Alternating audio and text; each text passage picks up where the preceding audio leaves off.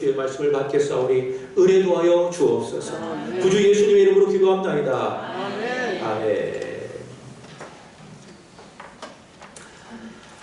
서울 종로에 가보면 영락교회라는 곳이 있습니다.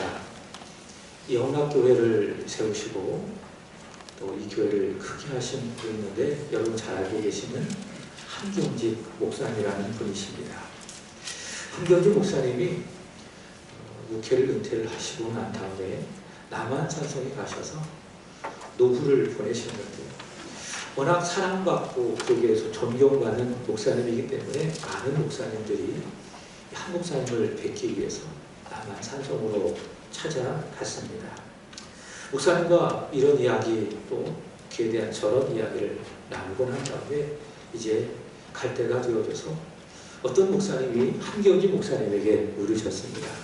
목사님, 저희가 이제 목사님과 헤어지기를 원하는데 마지막으로 저희들에게, 교회를 목회하는 저희들에게 꼭 하고 싶은 이야기가 있다면 한마디만 해주시지요. 그렇게 부탁을 했습니다. 그랬더니 한 목사님이 골똘히 깊이 생각하시다가 이렇게 말씀하십니다. 목사님들 예수 잘 믿으세요. 목사님들 예수 잘 믿으세요.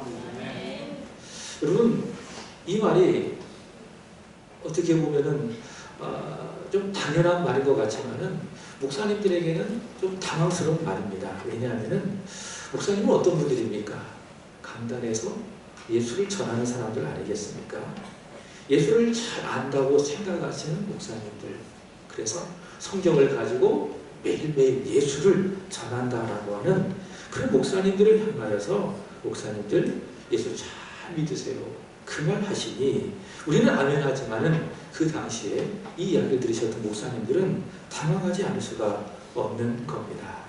왜 이런 목사님을 향하여 한 목사님은 이렇게 이야기를 하셨을까? 왜 그럴까요?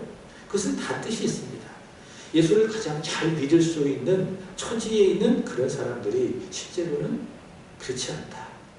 그것을 이 한경직 목사님은 누구보다도 잘 알고 계셨기 때문에 목사님을 향하여 뭐라고 이야기합니까?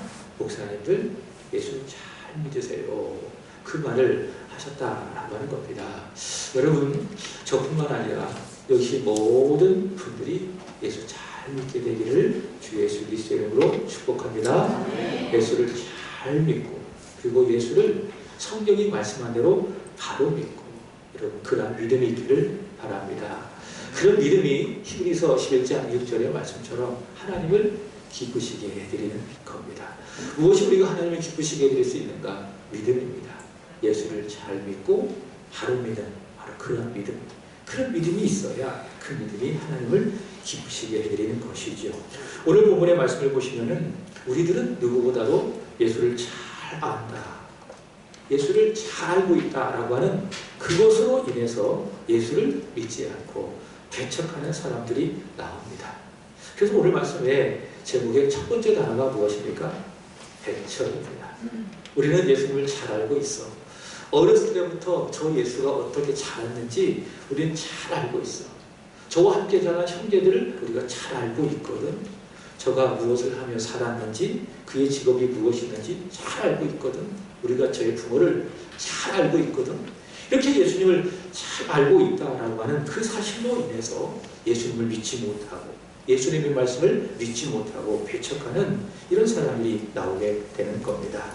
오늘 보면 1절의 말씀을 보시면은 예수께서 거기를 떠나사 이렇게 이야기하고 있죠. 자, 거기는 어디인가 하면은 예수님께서 갈릴리 지역에 복음을 전하실 때에 거처로 삼은 곳이 있습니다. 거기 어딘가 하면 가버나움입니다. 이 가버나움에서 예수님께서 전도하시면서 아주 중요한 사건을 일으키셨죠. 그것이 무엇인가 하면은 회당장 야이로라고 하는 사람이 있었는데 그에게 딸이 있었습니다. 그 딸의 나이가 12살이었습니다. 근데 무슨 병에 걸렸는지 그 딸이 시름시름 알아가면서 죽어가는 겁니다. 그러자 예수님께서 그 딸에게 찾아가서 죽은 그 아들을, 그 딸을 살려주신 사건이 무엇이 어디냐? 바로 그것이 가버나움입니다.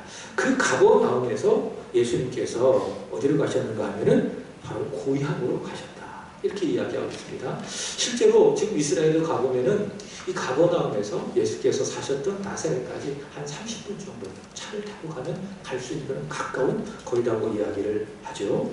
자, 여기서 예수님께서 어쨌든 가버나움에서 나사렛 고향으로 가셨는데 누가복음 4장 16절에 의한다면 이것은 예수님께서 자라나신 곳이라고 이야기를 합니다. 여러분, 예수님이 어디서 태어나셨습니까? 오늘 새벽에 말씀 드리신 분들은 아실 겁니다. 어디서 태어나셨죠? 베들레헴에서 태어나셨습니다. 떡집이라고 하는 그 지역을 상징하는 그 베들레헴에서 예수님께서 태어나셨죠. 그리고 나서 예수님께서 갈릴리 나사렛에 오셔서 사셨습니다. 그래서 예수님께서 태어나신 고향은 베들레헴이고 자라나신 고향은 어디입니까? 나사렛입니다. 그래서 자라나신 의미에서의 고향이 나사렛으로 예수님께서 오셔서 방문을 하셨는데요. 누가복음 4장 16절의 말씀을 보시면은 이것은 예수님께서 첫 번째로 고향을 방문할 때의 내용을 이야기하고 있습니다. 그 첫 번째 방문, 다시 말해 예수님께서 세례 요한에게 세례를 받으시고 난 다음에 성령에 이끌리어서 마귀에게 이심을 받으시고 난 다음에 갈릴리 오셔서 복음을 전하셨잖아요. 그러고 난 다음에 예수님께서 고향에 가셔서 거기서 말씀을 전하셨는데 거기서 말씀을 전하시면서 선지자 이사야서의 말씀을 인용하시면서 복음을 전했습니다. 근데 그 복음을 들은 사람들이 깜짝 놀랐어요. 누가복음 4장 22절의 말씀을 보시면은 그들이 다 증언하고 그 입으로 나오는 바 은혜로운 말을 놀랍게 여겼다. 놀랍게 여겼다. 그러니까 고향 사람들이 예수께서 하신 그 말씀을 듣고 깜짝 놀랐다라고 하는 것이지요. 자, 문제는 무엇입니까? 그들이 믿지 않았다는 거예요. 그래서 하는 말이 무엇입니까? 이 사람이 요셉의 아들이 아니냐? 우리가 잘 알고 있는 요셉의 아들이 아니냐? 그들은 예수님의 말씀을 듣고 은혜롭게 여겨 놀랐음에도 불구하고 예수님의 말씀을 믿었다? 안 믿었다? 안 믿었다. 그래서 예수님께서 참 안타까우셨어요. 그래서 그들이 믿지 아니함을 책망하시고 믿어라. 근데 안 믿으니까 실망하시고 그러니 그들이 막 화가 나서 예수님을 동네 밖으로 쫓아내고 어디까지 쫓아내는가 하면 낭떠러지까지 쫓아내고 왜 그렇게 했을까? 죽여버리려고. 낭떠러지에 밀어 떨어뜨려서 죽여버리려고 그렇게 했던 것입니다. 자, 이것이 무엇인가? 예수님의 첫 번째 고향 방문이었습니다. 참 안타까운 것으로 끝나죠. 자, 근데 예수님께서 오늘 두 번째로 고향을 다시 방문합니다. 자, 그리고 첫 번째 방문처럼 오늘 보면 2절의 말씀을 보시면 다시 회당으로 들어가셔서 거기서 가르치신 것이죠. 자, 그러자 사람들의 반응입니다. 오늘 보면 2절을 읽도록 하겠습니다. 시작. 안식일이 되어 회당에서 가르치시니 많은 사람이 듣고 놀라 이르되 이 사람이 어디서 이런 것을 얻었느냐? 이 사람이 받은 지혜와 그 손으로 이루어지는 이런 권능이 어찌 됨이냐. 아멘. 자, 예수님께서 안식일이 되어줘서 회당에서 하나님의 말씀을 가르치셨습니다. 그래서 사람이 그 가르치신 말씀에 대해서 두 가지로 반응하는 거예요. 첫 번째로 이 사람이 받은 지혜가 어찌 됨이냐. 자, 지혜롭다는 것이 무엇인가 하면 예수님께서 그 입에서 복음을 가르치셨는데 하나님이 지혜로 가르쳐 주시니 그 복음이 그들의 머리에 쏙쏙 들어오는 겁니다. 정확하게 이해가 되어지고 그리고 그 하나님의 말씀 속에 하나님의 임재를 그들이 느끼게 되는 겁니다. 그래서 깜짝 놀라는 것이지요. 그리고 하는 말이 무엇입니까? 이 사람이 받은 지혜가 어찌 되느냐. 그리고 또 뭐라고 이야기합니까? 그 손으로 이루어지는 이런 권능이 어찌 되느냐. 이런 것을 보면 예수님께서 입으로 하나님의 말씀을 가르쳤을 뿐만이 아니라 동시에 기적을 그 사이에서 행하셨다는 걸 알 수가 있을 것이겠죠. 귀신 들린 사람이 있었다면 귀신을 쫓아내시고 병들어 고통당하는 사람이 있다면 예수께서 고쳐주시고 이런 권능도 행하셨다는 것이죠. 자, 그렇다면 예수님께서 이렇게 하나님의 말씀을 가르치시면서 지혜도 보여주시고 또 하나님의 능력도 보여주시고 자, 왜 이렇게 하셨겠어요? 2년 전에처럼 하지 말라고. 2년 전에 어떻게 했어요? 안 믿었잖아요. 믿지 않음을 책망하시자 그 예수님을 죽이려고 했잖아요. 그 악습을 반복하지 말라고. 그 못된 것을 반복하지 말라고 예수님께서 다시 방문하셔서 그들에게 하나님의 말씀을 가르치시는 겁니다. 믿으라는 거예요. 여러분, 왜 우리가 하나님의 말씀을 듣습니까? 요즘에 이 성경을 계속 쓰고 계시잖아요. 묵상하면서 쓰고 계시잖아요. 왜 그렇게 하는 거예요? 믿으려고 그러는 거예요. 믿으려고. 하나님의 말씀은 왜 있습니까? 믿으려고 믿는 거예요. 여러분, 목사가 왜 하나님의 말씀을 전합니까? 예수 믿으라고. 예수 믿으라고 여러분에게 하나님의 말씀을 전하게 되는 것입니다. 마가복음 1장 1절에 의한다면 예수님은 하나님의 아들이시고 그분은 그리스도시다. 이것을 믿으라고 예수께서 말씀을 전하시는 겁니다. 마가복음 1장 15절에 의한다면 예수로 말미암아 전해진 지혜의 말씀, 또 권능을 통해서 하나님의 나라가 임했다. 그러므로 회개하고 복음을 믿으라고 예수 그리스도께서 이들에게 이런 하나님의 말씀을 전하는 겁니다. 자, 근데 이들이 믿었어요? 안 믿었어요? 안 믿었습니다. 여러분 잘 생각하세요. 못 믿은 것이 아니라 안 믿은 거예요. 여러분, 우리가 기도하는 것도 마찬가지입니다. 기도 못해요. 이게 아닙니다. 기도 못하는 사람이 있습니까? 없습니까? 없습니다. 영접하는 자 곧 그 이름을 믿는 자들에게 하나님의 자녀가 되는 권세를 주셨으니 예수를 믿고 영접하면 하나님의 자녀가 되어져요. 자녀가 되어지면은 자연스럽게 받는 특권이 무엇이냐? 아버지 하면서 하나님께 기도할 수 있는 거예요. 그래서 구원받은 사람이라면 다 기도할 수 있다, 없다? 있다. 그러므로 기도 못한다? 이건 말이 안 되는 겁니다. 기도를 안 하는 거죠. 안 하는 우리의 믿음에 문제가 있는 것이지요. 예수께서 이 나사렛 사람들에게 말씀을 가르치셨어요. 지혜로운 말씀으로 가르쳐 주셨어요. 권능을 행해 보여주셨어요. 왜 그렇게 하셨다고? 믿으라고. 내가 하나님의 아들이다. 내가 너희를 죄로부터 구원할 그리스도이다. 하나님의 나라가 임했다. 회개하고 복음을 믿으라고 예수께서 그들에게 말씀을 전하고 권능을 보여주셨음에도 불구하고 그들은 믿지 못한 것이 아니라 믿지 않았다. 자, 어떻게 알 수가 있느냐? 이들이 하는 말을 보면 잘 알 수가 있습니다. 2절 한번 볼까요? 자, 2절 보겠습니다. 시작. 안식일에 회당에서 가르치시니 많은 사람이 듣고 놀라 이르되 이 사람이 어디서 이런 것을 얻었느냐? 이 사람이 받은 지혜와 그 손으로 이루어지는 이러한 권능이 어찌 됨이냐? 자, 3절도 보시기 바랍니다.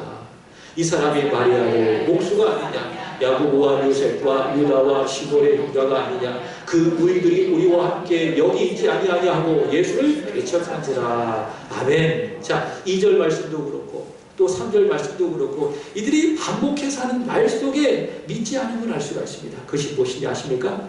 이 사람이 이 사람 잘 아는데 직업이 뭐였어요? 목수였어요. 여러분, 목수라고 그런다면은 오늘날 같은 그런 목수로 생각하시면 안 됩니다. 조그마한 공구통을 하나 이렇게 딱 들고 다니면서 이 집 저 집 돌아다니면서 부족한 것이 있다면은 뚝딱 해서 고쳐주시고 간단하게 만들 수 있는 목공물들이 있다면 만들어주고 그게 그 당시에 목수였어요. 예수님은 그 목수로 살아가신 겁니다. 아, 저 목수인데 정규교육도 제대로 받지 못했던 저 목수가 어떻게 이렇게 말씀을 전하는 거야? 라고 생각하면서 예수님의 말씀을 안 믿는 겁니다. 그래서 하는 말이 뭐예요? 이 사람이 여러분, 우리말도 그렇지 않습니까? 이 사람이 지금 뭐 하는 거야? 이 사람이 이게 무슨 뜻입니까? 상대방에 대해서 좋은 감정, 좋지 않은 감정. 앞에 손지사님이 계시는데 이 사람 지금 뭐 하는 거야? 내가 속으로 그런 말을 했다면 제가 손지사님에 대해서 좋은 감정이 아니라는 것이지요. 그렇지 않습니까? 제가 정말 그렇다는 것이 아니라 예를 든다면 그렇다는 거예요. 우리말에도 그렇습니다. 이 사람이 말이야. 좋지 않은 감정이라는 겁니다. 여기 더한 겁니다. 이 사람이 이게 어떤 말인가 하면 헬라어로 후토스입니다. 이게 어떤 의미인가 하면 경멸을 담아낸 표현입니다. 그게 이 사람입니다. 그러니까 이들이 하나님의 말씀을 들었음에도 불구하고 보았음에도 불구하고 예수를 통해서 믿었다 안 믿었다 안 믿었다 어떻게 알 수가 있어요? 이 사람이 이런 말을 통해서 알 수가 있다는 것이죠. 또 3절 다시 보시기 바랍니다. 예수님을 뭐라고 부르고 있습니까? 이 사람이 마리아의 아들 목수가 아니냐. 자, 예수님을 누구라고 이야기합니까? 마리아의 아들이라고 이야기합니다. 두 가지로 생각해 볼 수가 있습니다. 첫 번째로는 요셉이 이미 죽은 거예요. 이미 죽었기 때문에 예수님을 부를 때에 요셉이 아들이라고 부르지 아니하고 마리아의 아들이라고 불렀다는 겁니다. 근데 두 번째 이유가 더 정확합니다. 제 개인적으로. 또 이게 맞다고 생각해요. 예수님을 모욕하는 의미로 부르는 거예요. 요셉의 아들이 아니라 마리아의 아들. 그렇게 부르는 것이죠. 당시 유대 사회에서는요. 누군가를 호칭할 때에 아버지의 아들로 불렀습니다. 그러니까 요셉의 아들로 부르는 것이 정상적인 것입니다.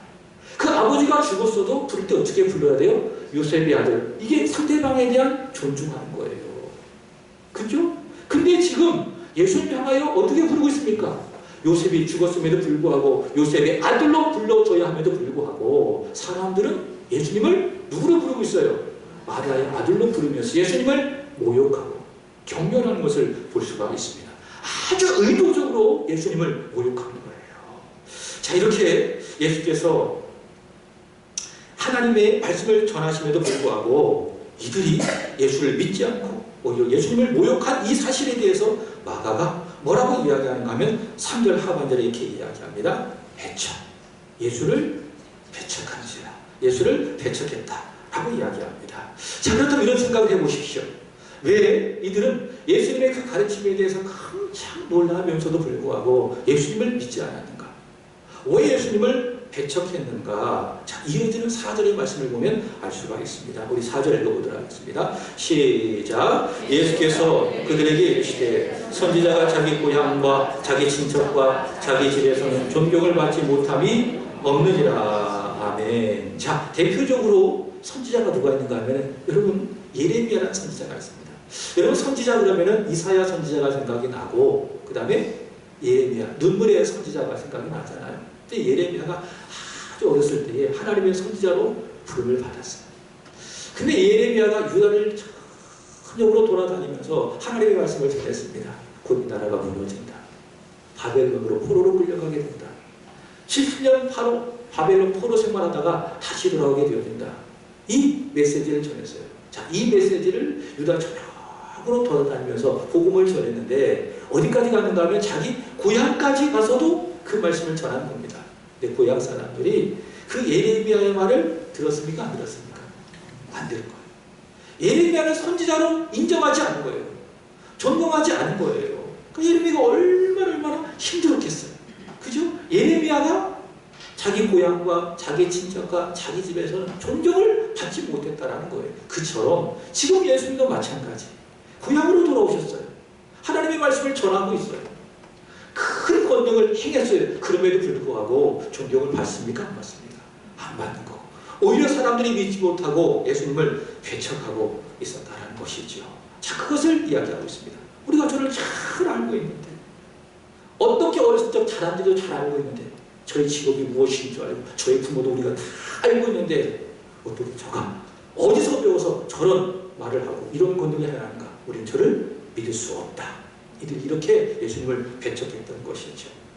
작년에 우리 세안교회에서 여전도에 혼신 예배 때 오셨던 목사님이 계십니다. 여러분 아시죠? 오산 수천교회를 담임하고 계시는 구영철 목사님이신데요. 이분이 2대 목사님이십니다.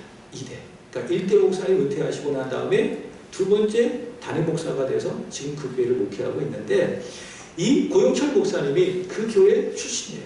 그러니까 모교회 출신이라는 거죠. 그래서 그 교회에서 공부를 하고 신학을 하고 필리핀에서 선교를 하다가 1대 담임 목사님이 연세가 되어져서 은퇴를 하시고 난 다음에 이 고영철 목사님이 2대 목사로 오시게 된 겁니다. 근데 그런 얘기를 하시더라고요.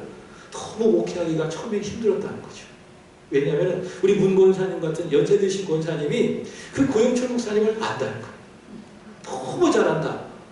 어렸을 때부터 빨개 벗고 목욕하는 것까지 다 보고 계셨던 그 권사님 앞에서 목회를 하려고 하니까는 그런 권사님들이 여기도 있고 저기도 있고 그러니까 목회하기가 처음에 너무 힘들었다는 거.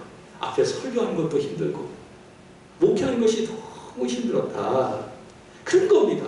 주님 말씀이 그렇지 않겠어요? 선지자가 자기 고향과 자기 친척과 자기 집에는 존경받음이 없는 거예요. 거기서 존경받지 못하는 거예요. 예수님도 마찬가지입니다. 예수님도 고향에 오셔서 믿지 않음을 받으셨어요. 배척을 받으셨어요. 왜요? 그들이 예수님을 잘 알고 있다고 생각하기 때문에. 여러분 이들이 맞습니까?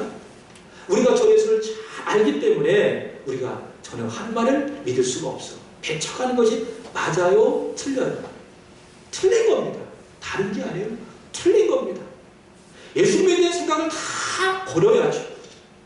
예수님은 나사렛 사람으로 목수다. 저 사람은 마리아의 아들이다라고 하는 그 잘못된 생각들도 버려야죠. 저 사람 배우지 못한 목수다. 이 생각도 다 버려야죠. 우리가 그 형제를 안다는 이 생각도 다 버려야죠. 예수님을 하나님의 아들로 보고 믿고 예수님 말씀을 들어야죠. 그래야 믿는 것 아니겠습니까? 근데 그들은 안다라고 하는 그 잘못된 생각으로 말미암아 고정관념, 편견으로 말미암아 예수께서 하나님의 말씀을 그들에게 전하셔도 그들이 믿지 않냐고 오히려 예수를 모욕하고 경멸한 것을 볼 수가 있습니다. 여러분, 이들의 모습을 바라보며 이런 이야기가 그들만의 이야기겠어요? 우리도 마찬가지입니다. 우리의 마음속에 잘못된 생각들이 사로잡혀 있다면, 편견들이 우리 안에 있다면, 고정관념들이 우리 안에 깊숙이 뿌리박고 있다면 여러분, 예수님이 이 자리에 오셔서 우리에게 하나님의 말씀을 전해도 믿어요? 못 믿어요? 못 믿는 거예요. 안 믿는 거예요. 그러므로 여러분, 우리의 마음이 늘 새롭게 변화되어져야 돼요. 컴퓨터 자판이고 F5라는 것이 있죠. 이것이 무엇인지 아십니까? 새로 하는 거예요. 다시 리셋하는 거예요. 예배 드릴 때마다 여러분의 마음을 리셋하셔야 돼요. 깨끗하게 리셋하셔야 돼요. 옛날에 모든 가졌던 생각들도 다 버리고, 편견들도 다 버리고, 고정관념도 다 버리고, 깨끗한 백지와 같은 마음으로 여러분이 하나님의 말씀을 받아야 그 말씀이 여러분에게 은혜가 되는 거예요. 근데 여러분의 마음속에 깊은 잘못된 생각들이 뿌리하고 있다면 예수님이 오셔도 안 믿는다니까. 예수님이 오셔도 믿지 않아 오히려 배척할 수 있다니까요. 오늘 본문 보시기 바랍니다. 이렇게 그들이 예수님을 배척했기 때문에 5절 보세요. 본문 5절 보겠습니다. 시작. 거기서는 아무 권능도 행하실 수 없어 다만 소수의 병자에게 안수하여 고치실 뿐이었고. 자, 거기는 어딜 말하는 겁니까? 가버나움이 아니에요. 거기를 떠나오신 나사렛에서는 아무 권능도 행하실 수가 없었다. 거기는 어디죠? 나사렛을 말하는 거예요. 불신이 있는 곳을 말하는 것이죠. 배척함이 있는 곳을 말하는 것이죠. 거기서는 예수님께서 아무 권능도 행하실 수 없었다. 잘 생각해 보세요. 못하는 겁니까? 안 하시는 겁니까? 안 하시는 겁니다. 안 하시는 겁니다. 그들이 믿지 않기 때문에 이 사람들한테는 내가 아무 권능을 더 이상 행하지 않아야 되겠다. 예수께서 그렇게 하시는 것입니다. 여러분, 그렇습니다. 믿지 않는 사람에게 예수님께서 일하시지 않는 것. 믿지 않는 사람 절대로 예수님 일하시지 않는다. 이것을 우리는 이 앞장 5장 야이로의 딸을 살리시는 사건을 통해서 알 수가 있습니다. 이 회당장 야이로는요, 나사렛 사람과는 다릅니다. 이에게 무엇이 있었는가? 믿음이라는 것이 있었어요. 예수님의 소문을 들었어요. 그리고 예수님께 오는 거예요. 마가복음 5장 22절 23절 이렇게 이야기합니다. 한번 읽어보겠습니다. 시작. 회당장 중에 하나인 야이로라는 이가 와서 예수를 보고 발 아래 엎드려 23절 간곡히 구하여 이르되 내 어린 딸이 죽게 되었사오니 오셔서 그 위에 손을 얹으사 그로 구원을 받아 살게 하소서 하거늘. 아멘. 온도차가 나죠. 나사렛 사람들의 믿음과 이 야이로의 믿음과 차이가 있습니까? 없습니까? 있습니다. 나사렛 사람 믿음이라고 할 수도 없는 거예요. 그들은 아예 믿음이 없어요. 그러나 이 야이로에게는 무엇이 있어요? 믿음이 있었어요. 믿음이 있었기 때문에 예수님을 보고 온 거예요. 그리고 오는 거예요. 그리고 간절하게 구한 거예요. 예수님, 제 어린 딸이 죽어가고 있습니다. 한번 오셔서 그 위에 손을 얹어주셔서 그로 구원을 받아 살게 하여 주옵소서. 이것이 무엇입니까? 야이로의 믿음이었어요. 여러분, 이 믿음에게 예수님께서 어떻게 하시는가? 24절 보도록 하겠습니다. 시작. 이에 그와 함께 가시스의 큰 무리가 따라가며 애워싸 밀더라. 예수님은 생각도 하지 않으시고 바로 움직이시는 거예요. 왜? 믿음은 예수께서 일하시는 통로니까. 믿습니까? 믿음이 없다면 예수는 움직이시지 않는 거예요. 그러나 야이로의 믿음을 보시고 그 믿음의 주님을 기쁘게 생각하게 여기시니, 기쁘게 생각하시니 주께서는 바로 그 믿음 가운데 움직이시게 되는 것입니다. 그렇게 가던 도중에 예수님은 12의 혈육 중 알았던 여인을 만나게 됩니다. 그러면서 시간이 지체가 됐습니다. 그러면서 안타깝게도 어떤 일이 벌어졌느냐? 그 야이로의 딸이 죽어버리고 말았어요. 그리고 장례가 시작이 됐습니다. 그럼에도 불구하고 예수님 중간에 포기하지 아니하시고 그 장례식장으로 가십니다. 사람들이 여기저기서 그 아이가 죽고 소리하다가 막 울고 있어요. 막 떠들고 있어요. 죽음이 지배하는 사상을 잘 보여주고 있습니다. 어찌할 수 없는 것이죠. 막 떠들고 울면서 그 장로의 수도에 가요. 사람들이 웅성웅성거리고 있었습니다. 바로 그때 예수께서 다가가신 거예요. 그리고 뭐라고 말씀하시는가? 마가복음 5장 39절을 보도록 하겠습니다. 시작. 들어가서 그들에게 이르시되 너희가 어찌하여 떠들며 우느냐? 이 아이가 죽은 것이 아니라 잔다 하시니. 아멘. 사람들은 무엇을 봤어요? 사실을 봤어요. 정말 죽었어요. 근데 예수님은 사실이 아니라 믿음의 눈으로 본 거예요. 부활이시고 생명이신 예수님, 그 아이를 볼 때에 어떻게 보셨습니다? 죽은 게 아니야. 이 아이는 자는 거야. 그렇게 예수님께서 말씀하셨습니다. 여러분, 그렇다면은 어떻게 생각해야 됩니까? 아니, 어떻게 믿어야 됩니까? 아, 그렇구나. 주님 말씀처럼 이 아이는 죽은 것이 아니라 자는 것이로구나. 이렇게 믿어야 되겠죠. 왜? 예수님은 부활이고 생명이시니까. 예수님은 저 아이를 살릴 수 있는 부활이시고 생명이니까 그 예수님의 시선으로 예수님 말씀을 믿어야죠. 근데 사람들이 어떻게 반응하는지 아십니까? 40절 보겠습니다. 없어요? 40절 없어요? 자, 우리 한번 보도록 하겠습니다. 자, 그 앞장입니다. 다 같이 시작. 그들이 비웃더라. 예수께서 그들을 다 내보내신 후에 아이의 부모와 또 자기와 함께한 자들을 데리시고 아이 있는 곳에 들어가사. 아멘. 자, 그들이 어떻게 이야기하고 있습니까? 어떻게 말하고 있습니까? 비웃는 거예요. 그죠? 비웃는 거예요. 예수님의 말을 믿었다, 안 믿었다? 안 믿었다. 여러분, 이게 그들의 모습이었어요. 근데 이 비웃는 믿음 없는 그들에 대해서 예수께서 어떻게 하시느냐? 다시 40절을 보세요. 예수께서 그들을 다 내보내신 후에 무엇을 보여줍니까? 예수님 믿지 않는 그들에게는 일하시지 않겠다 그 말입니다. 믿음이 없는 그들에게는 예수께서 기적을 보이시지 않겠다 그 말입니다. 반대로 생각해 보십시오. 누구에게 기적을 보여주신 거예요? 믿는 자에게 기적을 보여주신 거예요. 그래서 비웃는 사람들은 다 내보내시는 거예요. 너네들은 이 기적을 볼 자격이 없구나. 다 내보내시고 오직 믿는 사람들만 데리고 가는 거예요. 그들에게 믿음의 눈으로 볼 수 있도록 기적을 일으켜 주시는 것이죠. 달리다가 소녀야 일어나라. 그 말씀을 하시고 믿음으로 바라보는 그들에게 기적을 일으켜 주시고 그 아이가 그 자리에서 일어나는 것 아니겠습니까? 여기서도 마찬가지예요. 예수님을 나사렛 사람들이 불신하고 있어요. 안 믿고 있다 그 말이죠. 안 믿고 있으니 다시 보시기 바랍니다. 5절 거기서는 배척하는 거기에서 예수께서 아무 권도 행할 수가 없어서 단지 소수의 병자에게 안수하여 고쳤다. 그렇게 이야기하고 있지 않습니까? 자, 그리고 6절도 보시기 바랍니다. 다 같이 시작. 그들이 믿지 않음을 이상히 여기셨더라. 아멘. 자, 예수님의 가르침을 보고 깜짝 놀라면서도 믿지 아니하고 예수를 배척하는 그들을 보시고 예수께서 이상하게 여기셨다. 이 말이 어떤 말인가 하면 매우 안타깝게 여겨주셨다라는 것입니다. 여러분, 그렇습니다. 예수님이 보신 것이 무엇입니까? 믿는 것.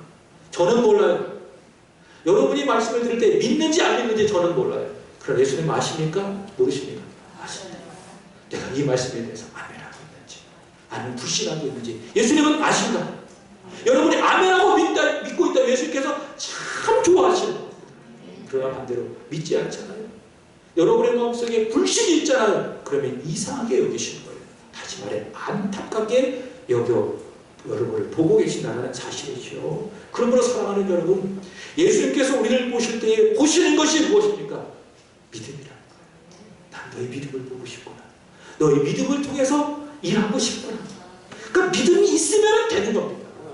이런 찬양이 있죠. 믿으면 되겠네. 주 예수만 믿어서 그 은혜를 힘입고 오직 주께 나가면 영원 삶을 얻네. 어떻게 됩니까? 믿으면 되는 거예요. 믿으면. 여러분, 믿으면 됩니다. 믿으면 안 되는 것도 됩니다. 믿습니까? 반대로 안 믿잖아요. 그럼 될 것도 안 되는 거예요. 잘 되는 것도 믿음이 없이 돼야 돼요. 안 되는 거예요. 근데 안 되는 것도 뭐하면 예수를 믿으면 된다 안 된다? 되는 것입니다. 왜? 그 믿음이 우리 주님이 역사하시는 통로가 되어지니까. 주님의 믿음이 있으면 하신다니까요. 믿음이 없지만 안 하시는 겁니다. 그리고 안타깝게 여기시는 겁니다. 반대로 믿잖아요? 그럼 주님이 하시는 거예요. 무엇이 중요해요? 믿음이 중요해요. 믿는 자에게 능치 못함이 있다 없다? 없다. 그래서 사도 바울은 이야기하는 겁니다. 빌립보서 4장 13절에서 내게 능력 주시는 주님 안에서, 내가 믿는 그 믿음 안에서 나는 모든 것을 할 수 있느니라. 아멘? 그러므로 여러분, 믿음 없이 여러분이 무엇인가 하고 있다고 생각할 때 착각하지 마십시오. 하고 있는 것이 아닙니다. 언젠가 무너질 것들입니다. 바벨탑을 쌓아가는 것과 똑같아요. 믿음 없이 되고 있는데도 불구하고 잘 되고 있다. 근데 믿음을 갖고 살아가잖아요. 안 되는 것도 있어요. 안 돼도 감사할 수 있어요. 안 돼도 기뻐할 수 있어요. 무엇이 중요해요? 믿음이 중요한 것입니다. 그러나 믿지 않으면 예수님의 권능을 가로막는 겁니다. 오늘 6절의 말씀처럼 예수님을 안타깝게 하고 놀라게 하는 것입니다. 무엇이 중요합니까? 믿음이 중요하다. 배척하는 것, 주께서 일하시지 않는다. 자, 그러나 오늘 본문 보시기 바랍니다. 믿는 것, 바로 그것을 영접하는 곳이라고 이야기하고 있는데 거기는 주님이 역사하시는 것입니다. 자, 오늘 본문 보시기 바랍니다. 자, 제자들 예수님께서 세상으로 보내시는 겁니다. 마을로 두루 보내시면서 자, 그들에게 하신 것이 있어요. 무엇이냐? 복음을 전해라. 귀신을 쫓아내는 권능을 주시고 복음을 전해라. 자, 그리했더니 12절의 말씀을 보시기 바랍니다. 다 같이 읽어보겠습니다. 시작. 제자들이 나가서 회개하라 전파하고, 똑같이 그들 예수님을 대신해서 예수님을 위해서 복음을 전한 거예요. 회개하라. 복음을 전했어요. 자, 그랬더니 13절 보겠습니다. 시작. 많은 귀신을 쫓아내며 많은 병자에게 기름을 발라 굳히더라. 아멘. 나사 사람들과 똑같이 제자들이 예수님을 대신해서 복음을 전했어요. 회개하라 복음을 전했어요. 그리하였더니 그들이 이 복음에 대해서 어떻게 반응했느냐, 우리 11절을 통해서 알 수 있어요. 배척했습니까? 영접했습니까? 영접했어요. 그래서 요 12절과 13절 사이에 가운데 들어가야 될 단어가 무엇인가 하면 영접입니다. 제자들이 예수님을 위해서 예수님을 대신해서 복음을 전하는 거예요. 내가 자꾸 하나님의 나라가 가까이 왔으니 회개하고 복음을 믿으라. 주 예수를 믿으라. 예수님의 사도로서 복음을 전합니다. 그러다 그 복음을 들은 사람들이 배척한 것이 아니라 그 복음을 영접했어요. 영접받으자 곧 그 이름을 믿는 자들에게 하나님의 자녀가 되는 권세를 주셨으니 그들이 영접했어요. 하나님의 자녀가 됐어요. 그랬더니 어떤 일들이 일어났습니까? 13절. 주님이 일하시고 예수께서 역사하여 주심으로 말미암아 많은 귀신이 쫓아내며 많은 병자가 떠나간 것 아니겠습니까? 여러분, 그렇습니다. 영접하지.